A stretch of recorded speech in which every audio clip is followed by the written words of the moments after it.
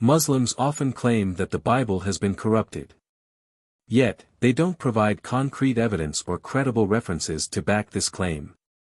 Interestingly, their very own holy book, the Quran, recognizes the Bible and even instructs Muslims to respect and follow its teachings. Despite this, many debates arise where verses from the Bible are quoted out of context to support their arguments. But is this approach truly fair, or does it only reveal a misunderstanding of the scriptures they criticize?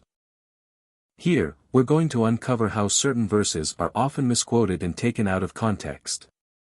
We'll also explore how this behavior contradicts the teachings of the very book they believe was revealed by Allah.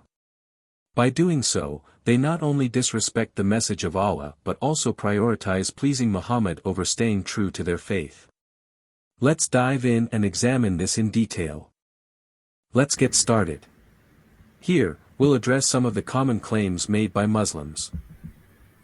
Satan is the God of the Bible, so Christians are worshipping Satan, not the real God. They often argue that certain scriptures are not authentic. But don't worry, this isn't about making our own claims. Instead, we'll focus on the major arguments Muslims themselves present, regardless of which websites or sources they come from. Let's dive in. Here the verse from the Bible is Isaiah 14 verse 12 and 14. As they claim Satan is the God of the Bible because Bible says Satan is God in Isaiah 14 verse 12. Let's check the Bible verse. In this verse, God explains how Satan fell from heaven and how his pride will ultimately lead to judgment. If Satan claims to be a god, it doesn't mean he is the God of the Bible. It's simply his own false claim, and the Bible makes it clear that Satan, like all false gods, will be judged. The Bible also acknowledges the existence of many so-called gods worshipped on earth. However, the one true God of the Bible addresses all these false gods, declaring that he alone is the ultimate judge and the only true God. The next verse often brought up is 2 Corinthians 4 verse 4. According to their claim, this verse refers to Satan as a god. But once again, taking a single sentence out of context, as is commonly done, leads to misunderstanding. Let's look at the full context. The verse states, "The God of this world has blinded the minds of unbelievers." It then goes on to mention the true God and Christ. Here, we see two gods referenced. It's quite simple, one is a false god, Satan, and the other is the true God. This distinction is evident in the text itself, as God for Satan is written in lowercase, while the true God is written in uppercase. When read in context, the meaning becomes clear. Another verse they often reference is 1 John 5 verse 19, claiming it says that Satan controls the world. But once again, this is taken completely out of context. The full verse reads, "We know that we are children of God, and that the whole world is under the control of the evil one."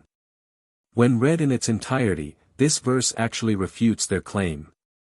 It begins by affirming that we are children of God. This directly contradicts Islamic teachings and undermines their argument.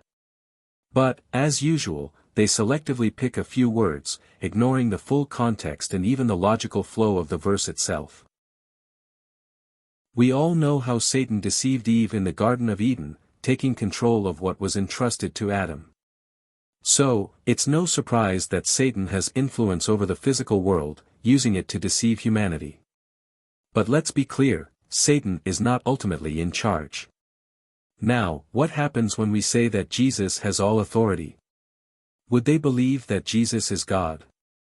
In Matthew 28 verses 16 to 20, it's written that the disciples worshipped Jesus, and he declared, "All authority in heaven and on earth has been given to me."